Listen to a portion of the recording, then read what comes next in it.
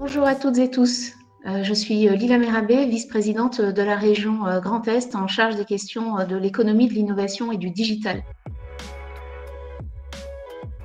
Ce qui est important de noter, c'est que nous avons essayé d'avoir l'architecture qui couvre l'ensemble des prismes de nos dirigeants économiques, du plus petit au plus gros. Parce qu'il faut préparer les prochaines semaines et les prochains mois avec les difficultés que l'on connaît, nous avons mis en place un certain nombre d'outils financiers. Le premier est porté par une initiative de l'État et auquel contribue l'ensemble des régions, s'appelle le Fonds de solidarité. Ce Fonds de solidarité permet, à travers la DGFiP, de verser 1 500 € à un certain nombre d'entreprises selon des conditions. Ce fonds de 1 500 € pourra être réabondé une deuxième fois autour d'un dialogue que nous aurons la DRFiP et la région, et il pourrait être opéré par la région.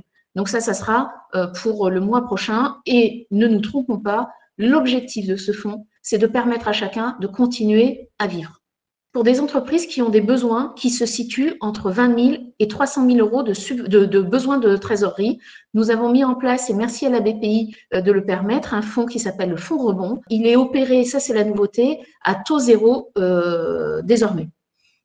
Les entreprises qui sont d'une autre taille et qui sont des grosses PME, des ETI, vont également pouvoir bénéficier d'un outil qui s'appelle le prêt Atout, qui est aussi opéré par la BPI. Ça, c'est pour les outils financiers. Sachez par ailleurs, pour celles et ceux qui opèrent sur des territoires infra, que nous avons évidemment un besoin également sur des structures et des entreprises plus petites, et notamment celles qui ont des besoins qui sont inférieurs à 10 000 ou 20 000 €. Nous avons finalisé un fonds qui va sans doute s'appeler Résistance, qui va s'opérer directement par la région à hauteur de 5 à 10 000 € pour les entreprises et jusqu'à 30 000 € pour les associations qui seraient des associations employeurs. L'objectif de cela, c'est que les entreprises qui sont aujourd'hui toujours en activité puissent rester dans cette continuité, payer leurs fournisseurs, continuer de s'approvisionner.